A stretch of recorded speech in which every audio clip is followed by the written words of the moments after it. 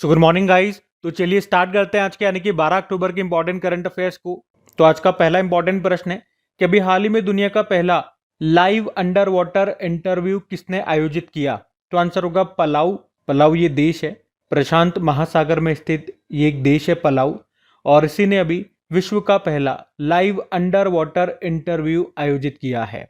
उद्देश्य महासागर की रक्षा के महत्व पर वैश्विक जागरूकता फैलाना, और ये इंटरव्यू लाइफाई टॉकिंग मास्क नामक अत्याधुनिक तकनीक के माध्यम से संभव हो पाया। तो पलाऊ देश की बात करें, प्रशांत महासागर में लगभग 340 द्वीपों का ये एक द्वीप समूह है, एक देश है, और ये देश बढ़ते जल स्तर के प्रति अत्यधिक संवेदनशील है। और जलवायु परिवर्तन क्लाइमेट चेंज के चलते निकट भविष्य में इस देश के कुछ द्वीप पूरी तरह से जलमग्न हो सकते हैं। तो ये अंडर वाटर इंटरव्यू इसी चेतावनी और सतर्कता का प्रतीक है। आपको 2-3 पॉइंट बता रहा हूं, याद रखना कि 2009 में मालदीव ने विश्व की पहली अंडर वाटर कैबिनेट मीटिंग आयोजित की थी, और 2019 में सेशल्स के राष्ट्रपति ने समुद्र में इंटरव्यू करके समुद्री जीवन पर ध्यान खींचा था। अभी कुछ दिन पहले ही हमने पढ़ा था तुवालू देश भी डूबने वाला है, और ये अपनी अभी से पॉपुलेशन को शिफ्ट कर रहा है ऑस्ट्रेलिया में। ये जो पलाऊ देश है, आप एक बार मैप में देख लो, ये रहा पलाऊ। कैपिटल इसकी क्या होती है? एनगर्ल मड, और यूएस डॉलर यहाँ पे चलते हैं। अब दुनिया के पहली की बात हो रही है, इसी तरह से कुछ पहले से बनने वाले फर्स्ट टाइम इन न्यूज़ जो न्यूज़ रही है वो मैं आपको रिवाइज कराऊं। भारत की पहली विस्टाडोम जंगल सफारी ट्रेन सेवा ये कहाँ पर शुरू हुई? उत्तर प्रदेश में कतर्निया घाट वाइल्ड लाइफ सेंचुरी और दुधवा टाइगर रिजर्व के बीच चलेगी। रिकॉर्ड समय में दुनिया का पहला 3D प्रिंटेड ट्रेन स्टेशन किसने बनाया? जापान। भारत के पहले महावत विलेज का उद्घाटन कहाँ पर किया गया? तमिलनाडु के मुदुमलाई टाइगर रिजर्व में। भारत का पहला राज्य कौन सा बन गया जिसने मोबाइल आधारित ई वोटिंग की सुविधा शुरू की? Bihar. Aralam wild life sanctuary जो कि भारत की पहली बटरफ्लाई सेंचुरी बनी, ये मिलेगी आपको केरल में। भारत का पहला कमर्शियल हाइड्रोजन बस ये कहाँ पर लॉन्च हुआ? लेह लद्दाख में।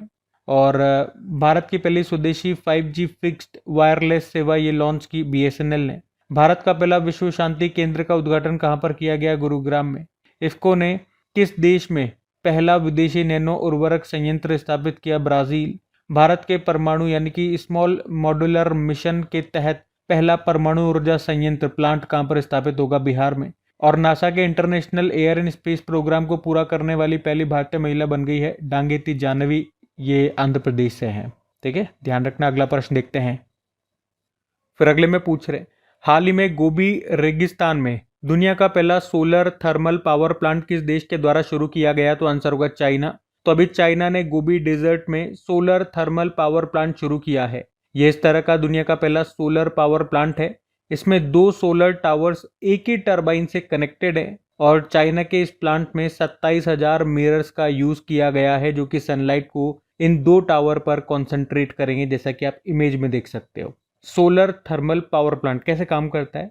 इसमें क्या होता है, सोलर एनर्जी को एक जगह पर कॉन्सेंट्रेट करके हीट में बदला जाता है, और उस हीट का इस्तेमाल किसी लिक्विड सब्सटेंस, चाहे वो पानी हो गया चाहे मोल्टन सॉल्ट हो गया, इसको स्टीम में कन्वर्ट करके उससे टरबाइन चलाने के लिए ये सब प्रोसेस होता है। टरबाइन चलेगी, टरबाइन घूमेगी तो इलेक्ट्रिसिटी बनती है आउटपुट में।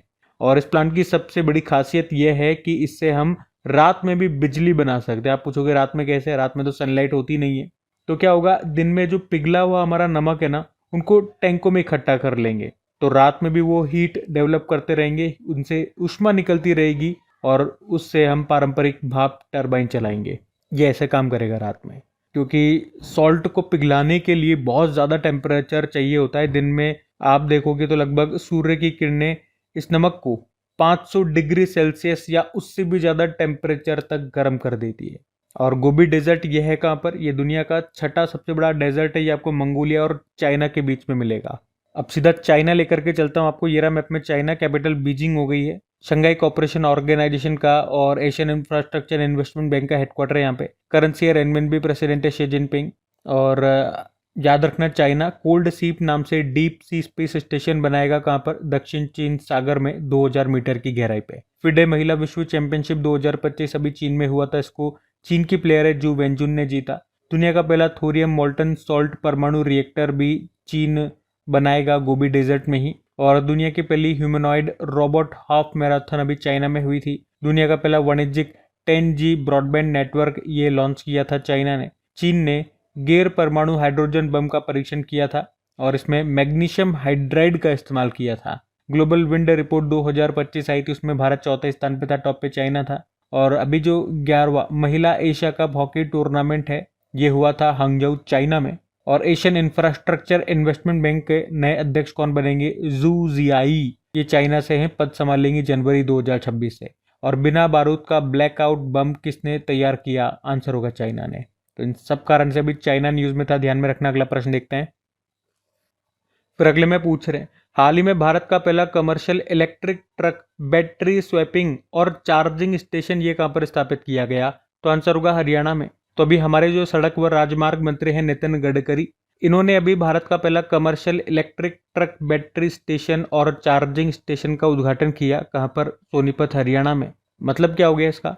मतलब जो इलेक्ट्रिक ट्रक वाले होंगे वो अपने ट्रक के डिस्चार्ज बैटरी को यहाँ पर ला करके चार्ज पे लगा देंगे और उसके बदले में जो फुल्ली चार्ज बैटरी होगी वो यहाँ से लेकर के चल जाएंगे। इसी को कहते हैं बैटरी स्वैप करना, बैटरी स्वैपिंग। अपनी डिस्चार्ज वाली बैटरी को यहाँ पे रख जाओ और चार्ज वाली को लेकर के चले जाओ। फिर आपकी जो डिस्चार्ज बैटरी थी वो चार्ज होती रहेगी, कोई दूसरा व्यक्ति आएगा वो अपनी डिस्चार्ज को यहाँ रख जाएगा और जो आपकी चार्ज हो गई उसको ले जाएगा। तो ये होता है बैटरी स्वैप करना।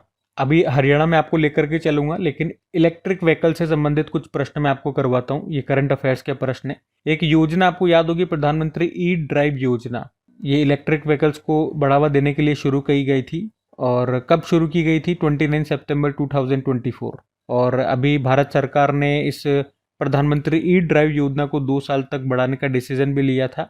अब ये 2028 तक रहेगी। और भारत से इलेक्ट्रिक व्हीकल एक्सपोर्ट करने वाली पहली एमएनसी कंपनी बनी थी Citroën. World electric vehicle day होता है 9 सितंबर को। और रॉयल एनफील्ड ने किस नाम से अपना इलेक्ट्रिक व्हीकल ब्रांड अभी लॉन्च किया? Flying flea. भारत की पहली इलेक्ट्रिक एयर टैक्सी का अनावरण किया गया, उसका नाम है शून्य। बेंगलुरु का एक एरोस्पेस स्टार्टअप है सरला, उसी ने बनाने की घोषणा की। पहला इंडिया इलेक्ट्रिक मोबिलिटी इंडेक्स किसने जारी किया? नीति आयोग। वियतनाम की एक इलेक्ट्रिक निर्माता कंपनी है विनफास्ट, और इसने भारत में अपना पहला प्लांट कहां पर शुरू करने की घोषणा की? तमिलनाडु के तुतुकुड़ी में। और मोदी जी ने अभी गुजरात के हसलपुर में मारुति सुजुकी की ई विटारा को एक्सपोर्ट के लिए लॉन्च किया है। ये मारुति की पहली इलेक्ट्रिक कार है। और ई मोबिलिटी को बढ़ावा देने के लिए दिल्ली सरकार ने किसके सहयोग से दोस्ती नाम से एक पहल शुरू की थी? तो आंसर होगा ओस्लो। नॉर्वे की कैपिटल है ओस्लो। तो ये तो इलेक्ट्रिक व्हीकल से संबंधित कुछ प्रश्न हो गए। अब बात हरियाणा की हो रही थी, तो ये रहा मैप में हरियाणा। कैपिटल चंडीगढ़ हो गई, मुख्यमंत्री नायब सैनी और गवर्नर है professor Ashim Kumar Ghosh. State animal black buck हो गया, स्टेट बर्ड है ब्लैक फ्रैंकोलिन, स्टेट फ्लावर है लोटस, ट्री है पीपल का। कुछ और प्रश्न देखें तो जनता की कहानी मेरी आत्मकथा, यहाँ के जो पूर्व गवर्नर थे बंडारू दत्तात्रेय, उनकी ऑटोबायोग्राफी आई थी। मारुति सुजुकी ने भारत की सबसे बड़ी इन प्लांट रेलवे साइडिंग कहां पर खोली? मानेसर हरियाणा प्लांट में। भारत का पहला विश्व शांति केंद्र का उद्घाटन कहां किया गया? गुरुग्राम में। शहरी स्थानीय निकायों का प्रथम राष्ट्र सम्मेलन मानेसर गुरुग्राम में हुआ था। और एशिया का सबसे बड़ा जंगल सफारी बनेगा हरियाणा में, अरावली के पहाड़ों पे। ब्रिटेन के साउथहैम्पटन यूनिवर्सिटी ने गुरुग्राम में अपना पहला विदेशी परिसर खोला। हमारे पर्यावरण मंत्री हैं भूपेंद्र यादव, इन्होंने गुरुग्राम में मातृ वन पहल को शुरू किया। और लाडो लक्ष्मी योजना भी यहाँ पर शुरू हुई। जापान की कंपनी है TDK कॉरपोरेशन, इसने लिथियम आयन बैटरी प्लांट का उद्घाटन किया था हरियाणा के सोहना में।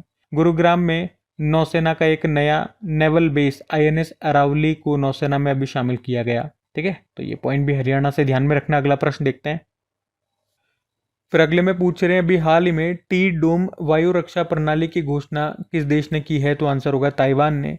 तो टी डोम ये एक तरह का एयर डिफेंस सिस्टम है, ताइवान का एयर डिफेंस सिस्टम है। और इसे ताइवान ने चीन से बढ़ते खतरों का सामना करने के लिए विकसित कर रहा है। ये विकसित करने की घोषणा की है, डेवलप कर रहा है। और ये इजराइल की आयरन डोम एयर डिफेंस सिस्टम से प्रेरित है, लेकिन इसमें हाईटेक और AI टेक्नोलॉजी का उपयोग किया जाएगा ताकि एक स्मार्ट डिफेंस सिस्टम बनाया जा सके। तो ये दुश्मन के हमलों को प्रभावी ढंग से रोक सकेगा, जिसमें मिसाइलों और हवाई हमलों का, हवाई खतरों का पता लगा करके उन्हें हवा में ही ये निष्क्रिय कर देगा, खत्म कर देगा। याद रखना, टी डोम जो एयर डिफेंस सिस्टम है किस देश का है? कौन तैयार कर रहा है? ताइवान। हमारे पास भी, भारत के पास भी कुछ एयर डिफेंस सिस्टम है, मैं आपको बताऊं। जैसे कि एक लेटेस्ट तो अभी ऑपरेशन सिंदूर में हमने बहुत देखा, S-400 जिसका नाम है, और S-400 ट्रायम्फ पूरा नाम है, रशिया से हमने लिया है। ये हमारा खुद का भी है, वशोराज जिसे आप कहते हो। वशोराज की फुल फॉर्म क्या होती है? Very short range air defence system. हमारा एक कम दूरी का एयर डिफेंस सिस्टम है। कितनी कम दूरी? लगभग इसके रेंज है अप टू 6 किलोमीटर। लेकिन याद रखना ये एक मैन पैट्स है, man portable air defence system है। मतलब जो इंसान है वो अपने कंधों पर इसे लेकर के जा सकते हैं, पहाड़ों पे चले जाओ, गलियों में चले जाओ, कहीं पर भी चले जाओ। और इसी तरह से समर भी हमारे पास है, surface to air missile for assured retaliation. इसकी भी रेंज कम होती है, लगभग 12 किलोमीटर तक की इसकी रेंज है। भार्गवास्त्र क्या है? तो अगर कोई दुश्मन देश हम पर झुंड में ड्रोन से हमला कर देता है तो उसका मुकाबला करने के लिए हमारे पास भार्गवास्त्र है। और अभी आपको याद होगा स्वतंत्रता दिवस के मौके पे अभी 15 अगस्त 2025 को मोदी जी ने सुदर्शन चक्र की घोषणा की थी, जो कि एक तरह का हमारा स्वदेशी एयर डिफेंस सिस्टम होने वाला है। और प्रोजेक्ट कुशा क्या है? ये long range air defence system है, इसको तैयार किया है डीआरडीओ ने। और इसराइल का, जैसे अभी हमने कहा कि आयरन डोम ये इसराइल का है, और इसके बाद इसराइल आयरन बीम नाम से एक एयर डिफेंस सिस्टम भी तैयार कर रहा है। ठीक है, तो वो भी ध्यान रखना। ये सारी बातें मैंने जो बताई है वो इंपॉर्टेंट है, ध्यान रखना। अगला प्रश्न देखते हैं। फिर अगले में पूछ रहे अभी हाल ही में टाइम्स हायर एजुकेशन की विश्वविद्यालय रैंकिंग 2026 में कौन सा भारतीय संस्थान टॉप पर है? तो आंसर होगा आईआईएससी बंगलुरु। तो वर्ल्ड यूनिवर्सिटी रैंकिंग 2026, इसमें 2025 के आंकड़े होंगे और इसको जारी किया टाइम्स हायर एजुकेशन ने। और उसमें लगातार 10वीं बार टॉप पर रहा ऑक्सफोर्ड यूनिवर्सिटी, जो कि टॉप पर है। वहीं एशिया में टॉप यूनिवर्सिटी है सिंघुआ यूनिवर्सिटी, जो चाइना का है। विश्व में ये 12वें स्थान पर है। और भारत की बात करते हैं, भारत की यहाँ पे स्थिति सही नहीं है। तो अगर भारत की बात करें तो इसमें आप देख सकते हो, पूरी लिस्ट आपके सामने है। टॉप पर आईआईएससी बंगलुरु है, जो इस पूरी लिस्ट में कौन सी श्रेणी में है? 201 से 250 की कैटेगरी में है। बाकी और सब इसके नीचे हैं। फिर तो ये इंडेक्स है वर्ल्ड यूनिवर्सिटी रैंकिंग इंडेक्स, और इसको जारी करता है टाइम्स हायर एजुकेशन, जो कि एक ब्रिटिश मैगजीन है। ये हायर एजुकेशन से रिलेटेड न्यूज़ और रिसर्च पब्लिश करता है। ठीक है, तो याद रखना। अभी इसमें टॉप पर रहा कौन? Oxford university. चलो अगला प्रश्न देखते हैं। फिर अगले में पूछ रहे हैं कि अभी हाल ही में अंतर्राष्ट्रीय पर्पल फेस्ट का आयोजन ये कहाँ पर किया गया? तो आंसर होगा गोवा। इंटरनेशनल पर्पल फेयर 2025 की हम बात कर रहे हैं। इस बार तीसरा एडिशन हुआ। कहाँ पर? गोवा के पणजी में। 9 से लेकर 12 अक्टूबर तक ये चलना है। इसका उद्घाटन किया था गोवा के मुख्यमंत्री प्रमोद सावंत ने। तो इसका आयोजन दिव्यांग व्यक्तियों को अपनी प्रतिभा प्रदर्शित करने और समाज में योगदान देने के लिए इसका आयोजन किया जाता है। थीम भी है समावेश, प्रतिभा और सशक्तिकरण का उत्सव। अब ये हो रहा है गोवा में, तो गोवा में आपको लेकर के चलूंगा। उसके बाद कुछ फेस्टिवल्स, कुछ महोत्सव आपको अलग से रिवाइज कराऊंगा। जैसे कि ये रहा मैप में, गोवा कैपिटल पणजी हो गई और मुख्यमंत्री हो गए प्रमोद सावंत, गवर्नर है अशोक गजपति राजू। गोवा मुक्ति दिवस लिबरेशन डे होता है 19 दिसंबर को। उसके अलावा पुरानी भारतीय समुद्री निर्माण तकनीक से निर्मित सिला हुआ जहाज ये कहाँ लॉन्च हुआ? तो आंसर होगा गोवा में। और ये जो सिला हुआ जहाज है, इसका नाम बताएंगे आप लोग। अभी 5वां आसियान भारत युवा सम्मेलन 2025 हुआ गोवा में। पूर्ण कार्यात्मक साक्षरता का दर्जा हासिल करने वाला भारत का दूसरा राज्य ये गोवा है। और गोवा के ओजी फेनी का जीआई टैग मिला था भी इनको। राजभवन अन्न धन योजना यहाँ शुरू हुई थी। भारत की पहली आरओ फेरी सर्विस कहाँ शुरू हुई? गोवा में। और उसके अलावा फिडे चेस वर्ल्ड कप जो भी 2025 में भारत होस्ट करेगा, ये भी गोवा में होने वाले हैं। 5वां आसियान भारत यूथ समिट हमने देख लिया। और 10वें आयुर्वेद दिवस की मेजबानी ये करेगा गोवा। और इसकी थीम है जन पृथ्वी के लिए Ayurveda, Ayurveda for people and planet. अभी महाजय घर योजना भी गोवा में शुरू हुई थी। तो इन सब कारण से गोवा न्यूज में है, ध्यान में रखना। अगला प्रश्न देखते हैं। फिर अगले में पूछ रहे अभी हाल ही में अंतर्राष्ट्रीय बालिका दिवस कब मनाया गया? तो आंसर होगा 11 अक्टूबर को। तो हर साल 11 अक्टूबर को international day of girl child, अंतर्राष्ट्रीय बालिका दिवस के रूप में मनाया जाता है।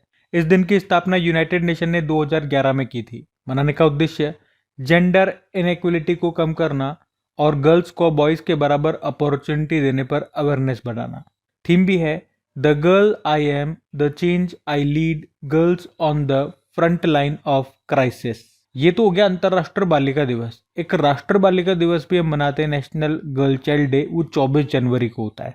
बाकी चलो अक्टूबर के फिर से डेज एक बार मैं आपको सारे रिवाइज करवा दूं। एक हमने पढ़ा था 1 अक्टूबर को अंतर्राष्ट्रीय वृद्धजन दिवस था, इंटरनेशनल कॉफी डे और वर्ल्ड वेजिटेरियन डे। 2 अक्टूबर को अंतर्राष्ट्रीय अहिंसा दिवस और स्वच्छ भारत दिवस। 4 अक्टूबर को विश्व पशु दिवस वर्ल्ड एनिमल डे। 5 अक्टूबर को राष्ट्रीय डॉल्फिन दिवस और वर्ल्ड टीचर डे। 6 अक्टूबर को विश्व पर्यावरण दिवस वर्ल्ड हैबिटेट डे जो कि अक्टूबर के पहले सोमवार को होता है। 7 अक्टूबर को वर्ल्ड कॉटन डे। 8 अक्टूबर को इंडियन एयरफोर्स डे और 10 अक्टूबर को विश्व मानसिक स्वास्थ्य दिवस वर्ल्ड मेंटल हेल्थ डे और नेशनल पोस्टल डे के रूप में मनाया। तो ये अक्टूबर के इंपॉर्टेंट डेज है अभी तक के, ध्यान में रखना। अगला प्रश्न देखते हैं। फिर अगले में पूछ रहे हैं अभी हाल ही में भारत और रशिया के बीच एक सैन्य अभ्यास हुआ इंद्र 2025 कहां पर हुआ? तो आंसर होगा राजस्थान में हुआ। इंद्र अभ्यास जो कि एक आर्मी अभ्यास है, आर्मी एक्सरसाइज है, भारत और रशिया के बीच में होता है। अभी 6 अक्टूबर को शुरू हुआ था, 15 अक्टूबर तक चलेगा ये। और कहां पर इसका आयोजन किया जा रहा है? बीकानेर राजस्थान में। और यही से मैं आपको याद दिला दूं, आपको याद होगा भी कुछ समय पहले ही मार्च और अप्रैल की बात है, एक इंद्र अभ्यास हमने और पढ़ा था, वो चेन्नई और बंगाल की खाड़ी में हुआ था। वो एक नौसैन्य अभ्यास था, नेवल एक्सरसाइज था। और अभी जो हम पढ़ रहे हैं अभी अक्टूबर में जो हुआ इंद्र अभ्यास, ये एक थल सेना अभ्यास है, आर्मी एक्सरसाइज है जो कि राजस्थान में हुआ है। ठीक है, ये जरूर याद रखना। और राजस्थान में कौन कौन से एक्सरसाइज इस बार हमें देखने को मिले थे? एक तो अभी हमने लेटेस्ट पढ़ा था अमोघ फ्यूरी एक्सरसाइज, भारतीय सेना ने आयोजन किया था राजस्थान में महाजर फील्ड फायरिंग रेंज में। साइक्लोन एक्सरसाइज हुआ था भारत और इजिप्ट के बीच में राजस्थान में ही। और बोल्ड कुरुक्षेत्र एक्सरसाइज भी हुआ था भारत और सिंगापुर के बीच में जोधपुर राजस्थान में। अब यहाँ पे 2025 के सारे इंपॉर्टेंट मिलिट्री एक्सरसाइज में आपको रिवाइज कराऊंगा। देखो, डेविल स्ट्राइक के बारे में हमने पढ़ा था, भारतीय सेना और वायुसेना के बीच में हुआ था। ला पेरोस अभ्यास बहुपक्षीय अभ्यास है, मतलब मल्टीलेटरल एक्सरसाइज है, बहुत सारे देशों ने हिस्सा लिया। भारत ने भी लिया, भारत की तरफ से आईएनएस मुंबई ने। और इसका आयोजन फ्रांस ने किया था, कहाँ पे? मलक्का सुंडा लोम्बेक जलडमरू मध्य स्ट्रेट में। एक्यूवेरिन अभ्यास भारत मालदीव के बीच में हुआ, मालदीव में। ट्रोपेक्स अभ्यास भारतीय सेना वायुसेना और भारतीय तटरक्षक बल के बीच में हुआ, हिंद महासागर में। साइक्लोन अभ्यास भारत इजिप्ट के बीच में हुआ, राजस्थान में। विंग्ड राइडर अभ्यास भारतीय सेना और वायुसेना के बीच में हुआ, पूर्वी कमान में। कोमोडो अभ्यास, इसका आयोजन इंडोनेशिया ने किया, बाली इंडोनेशिया में। सागर कवच अभ्यास इंडियन कोस्ट गार्ड ने आयोजन किया, पश्चिम बंगाल में। जल थल रक्षा अभ्यास भारतीय सेना तटरक्षक बल और समुद्री पुलिस ने आयोजन किया, बेट द्वारका गुजरात में। और सी ड्रैगन अभ्यास, इसका आयोजन अमेरिका ने किया, पश्चिमी प्रशांत महासागर में गुआम तट पर। डेजर्ट हंट अभ्यास इंडियन एयरफोर्स ने आयोजन किया, जोधपुर राजस्थान में। खंजर अभ्यास भारत और किर्गिस्तान के बीच में हुआ, बिश्केक किर्गिस्तान में। वरुण अभ्यास भारत फ्रांस के बीच में हुआ, अरब सागर में। कॉर्पेट और बोंगो सागर अभ्यास भारत और बांग्लादेश के बीच में हुआ, बंगाल की खाड़ी में। धर्मा गार्जियन अभ्यास भारत जापान के बीच में हुआ, जापान में। अकीमे अभ्यास नेवल एक्सरसाइज है, पहली बार हुआ भारत और 10 अफ्रीकी देशों के बीच में, हिंद महासागर में। भारत और तंजानिया ने मिलकर के आयोजन किया। प्रचंड प्रहार अभ्यास तीनों सेनाओं के बीच में हुआ, अरुणाचल प्रदेश में। ये देखो इंदिरा अभ्यास आ गया, और ये एक नेवल एक्सरसाइज था, भारत और रूस के बीच में हुआ, चेन्नई के तट पर और बंगाल खाड़ी में। इनक्योस अभ्यास, इसका आयोजन ग्रीस ने किया, ग्रीस में हुआ। टाइगर ट्रैम्प अभ्यास भारत और अमेरिका के बीच में हुआ, विशाखापत्तनम और बंगाल की खाड़ी में। डस्टलिक अभ्यास भारत और उज्बेकिस्तान के बीच में हुआ, पुणे में। डेजर्ट फ्लैग अभ्यास यूएई ने आयोजन किया, यूएई में। तालिस्मान साबर अभ्यास ऑस्ट्रेलिया ने आयोजन किया, ऑस्ट्रेलिया और पापुआ न्यू गिनी में। और humanitarian assistant and disaster relief मानव सहायता और आपदा राहत अभ्यास भारत मालदीव के बीच में हुआ, मालदीव में। खान क्वेस्ट सैन्य अभ्यास मंगोलिया ने आयोजन किया, उलन बतौर मंगोलिया में। और भारत मंगोलिया के बीच में हुआ था नोमैडिक एलिफेंट एक्सरसाइज उलन बटोर, जो कि मंगोलिया की कैपिटल है। टाइगर क्लो अभ्यास, ये भारत अमेरिका के बीच में हुआ, पहली बार हुआ ये एक्सरसाइज, एयर एक्सरसाइज है, उत्तर भारत में। शक्ति अभ्यास भारत फ्रांस के बीच में हुआ, फ्रांस के ला कैवलरी में। और जामाता अभ्यास भारत जापान के कोस्ट गार्ड्स के बीच में हुआ, चेन्नई में। सिम्बेक्स एक्सरसाइज भारत और सिंगापुर के बीच में हुआ, सिंगापुर में। जापड़ अभ्यास रशिया में हुआ था, रशिया ने इसका आयोजन किया था, रशिया और बेलारूस में। स्लाइनेक्स अभ्यास भारत और श्रीलंका के बीच में हुआ, कोलंबो श्रीलंका में। मैत्री अभ्यास भारत थाईलैंड के बीच में हुआ, मेघालय के उमरोई में।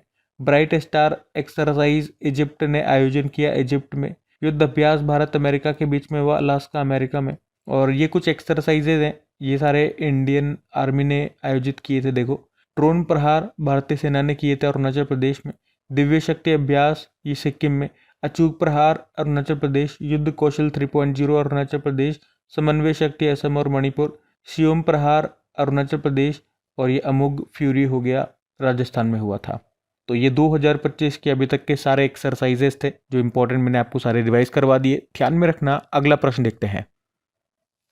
फिर अगले में पूछ रहे हैं, अभी हाल ही में मेटा प्लेटफॉर्म ने अंडर सी केबल परियोजना जिसका नाम है वाटर वर्थ, इसके लिए भारत में किसे अपना लैंडिंग स्थल के रूप में चुना है? तो आंसर होगा मुंबई और विशाखापत्तनम। तो मेटा फेसबुक का नाम हो गया मेटा, या यूं कह दूं कि इसके अंदर फेसबुक, व्हाट्सएप, इंस्टा ये सब आते हैं। और इसने एक अंडर सी केबल प्रोजेक्ट शुरू किया है, उसको नाम दिया वाटर वर्थ। मतलब समुद्र के नीचे ये केबल बिछाएंगे जो कि भारत, ब्राज़ील और साउथ अफ्रीका को जोड़ेगा। उद्देश्य है डिजिटल कनेक्टिविटी को बेहतर करना, और उसके 2 लैंडिंग पॉइंट भारत में भी आएंगे। मतलब जो केबल होगी ना, उसके 2 कनेक्शन भारत में भी होंगे, जिससे पूरे भारत में कनेक्टिविटी और बेहतर हो जाएगी। कहाँ कहाँ पर? मुंबई और विशाखापत्तनम में। और इस लैंडिंग पॉइंट के लिए मेटा ने भारत में सिफी टेक्नोलॉजी को पार्टनर बनाया है जो कि इसका मैनेजमेंट करेगा। और इसी प्रकार से आपको याद होगा, एक केबल गूगल भी बिछा रहा है, जिस तरह से ये मेटा बिछा रहा है, गूगल भी बिछा रहा है। और उसके उस प्रोजेक्ट का नाम है ब्लू रमन केबल। ठीक है, वो भी याद रखना, मेटा वाली भी याद रखना। ठीक है, अगला प्रश्न देखते हैं। फिर अगले में पूछ रहे हैं, हाल ही में हील 2025 कॉन्फ्रेंस का आयोजन ये किसने किया? तो आंसर होगा फिक्की ने। हील कॉन्फ्रेंस 2025, इस बार इसका 19वां संस्करण था। 8 और 9 अक्टूबर को हुआ था ये, कहाँ? नई दिल्ली में। इसका उद्घाटन किया जेपी नड्डा जो कि हमारे स्वास्थ्य मंत्री हैं। इस कॉन्फ्रेंस का आयोजन फिक्की के द्वारा किया गया। उद्देश्य है भारत के हेल्थ सेक्टर और उसके विकास के बारे में बात करना। थीम थी care at the rate 25 defining moment in health care. अब इसका आयोजन किया फिक्की ने। फिक्की के बारे में भी जानते हैं। Federation of Indian chambers of commerce and industry, ये भारत का सबसे बड़ा और सबसे पुराना और सर्वोच्च व्यावसायिक संगठन है। स्थापना होती है 1927 में, और इसकी स्थापना महात्मा गांधी जी की सलाह पर भारतीय व्यवसायी जीडी बिरला और पुरुषोत्तम दास ठाकुर दास ने की थी। और इसके डायरेक्टर जनरल हैं ज्योति विज। आपको याद है भी फिक्की लेडीज ऑर्गेनाइजेशन की नई हेड कौन बनी थी? जॉय श्री दास गुप्ता। ठीक है, बाकी ये थी आज की हमारी करंट अफेयर्स की क्लास। कमेंट करके जरूर बताइएगा सेशन आपको कैसा लगा। अच्छा लगा तो वीडियोस को अपने दोस्तों के साथ में स्टडी ग्रुप में शेयर जरूर कीजिएगा। वीडियो को लाइक नहीं करा तो लाइक जरूर कर देना। बाकी चलो अभी कल के करंट अफेयर्स का हम क्विक रिवीजन कर लेते हैं और सेशन एंड करते हैं। तो कल के वीडियो में आपसे पूछा था कि भारत की पहली मिसेज यूनिवर्स का खिताब जीतकर किसने इतिहास रच दिया? तो आंसर होगा शेरी सिंह ने। फिर पूछा कि नोबेल शांति पुरस्कार किसे दिया गया था? मारिया कोरिना मचाडो ने। ये वेनेजुएला से हैं, याद रखना। और मॉडल यूथ ग्राम सभा को कहाँ पर लागू किया जाएगा? तो नवोदय विद्यालय और एएमआरएस के स्कूलों में। भारतीय सेना ने किस नाम से स्वदेशी एंटी ड्रोन ग्रिड लॉन्च किया? सक्षम। एक बुक आई है अबाव एंड बियॉन्ड, इसको किसने लिखा है? शिव कुमार मोहंका ने। और भारत का पहला पूर्णतः सौर ऊर्जा से संचालित चिड़ियाघर किस राज्य में बनाया जा रहा है? कर्नाटक। और पीएम मोदी के द्वारा लॉन्च किए गए भारत के पहले इंटीग्रेटेड मोबिलिटी ऐप का नाम क्या है? मुंबई वन। विश्व मानसिक स्वास्थ्य दिवस मनाया गया 10 अक्टूबर को, और 10 अक्टूबर को ही नेशनल पोस्टल डे भी था। और उरुनोडोई 3.0 योजना यह भी शुरू हुई है असम में। और आखिरी प्रश्न था कि अमेरिका के किस राज्य ने दीपावली को राज्य अवकाश घोषित किया? तो आंसर होगा कैलिफोर्निया। बाकी चलो कल का भी होमवर्क प्रश्न देखते हैं और सेशन एंड करते हैं। तो कल आपसे पूछा था 14वां सुदीरमन कप खिताब किसने जीत लिया है? तो आंसर होगा चाइना। आप सभी ने प्रश्न का बिल्कुल सही उत्तर दिया। अब ये आज का आपका होमवर्क प्रश्न।